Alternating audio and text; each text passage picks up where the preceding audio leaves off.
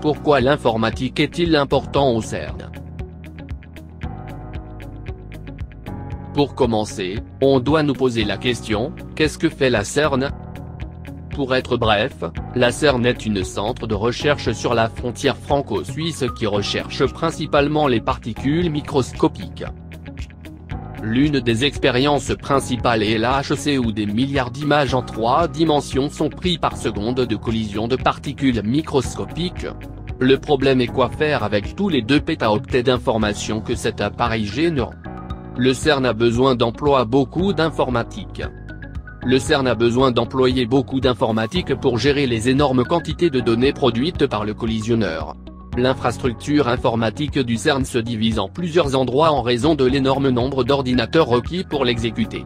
L'ensemble du système est centré autour de la région genevoise pour de multiples raisons. Tout d'abord, c'est à peu près au milieu de l'Europe de l'Ouest, ce qui rend le site principal du CERN facilement accessible de l'un ou l'autre des États membres. Bien sûr, la principale raison pour laquelle le CERN a été construit en Suisse était parce qu'il s'agissait d'un pays neutre parce que nous devons considérer que c'était juste après la Seconde Guerre mondiale. Cela a permis au CERN d'avoir des liens avec l'Allemagne, la Russie et la France et le Royaume-Uni.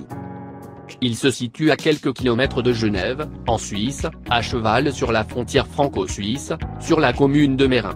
Les anneaux des accélérateurs s'étendent notamment sous les communes françaises de Saint-Genis-Pouilly et Ferney-Voltaire.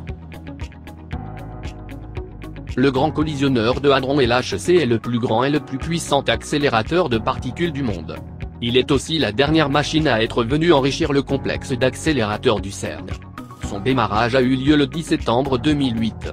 Cet anneau de 27 km en circonférence. La batterie de serveur dans la pièce principale de 1450 m², le premier point de contact entre les données expérimentales du LHC et la grille. Outre les serveurs et les systèmes de stockage de données et d'autres analyses physiques, le DC abrite des systèmes essentiels au fonctionnement quotidien du laboratoire. Les serveurs subissent une maintenance et des mises à niveau continues pour s'assurer qu'ils fonctionneront en cas d'incident grave, comme une coupure de courant prolongée. Les serveurs critiques sont maintenus dans leur propre salle, alimentés et refroidis par des équipements dédiés. Le système informatique doit aussi pouvoir sauvegarder plus de 30 pétaoctets d'informations générées par le collisionneur chaque année. C'est pour cette raison-ci que CERN a besoin d'une solution très avancée pour enregistrer les données.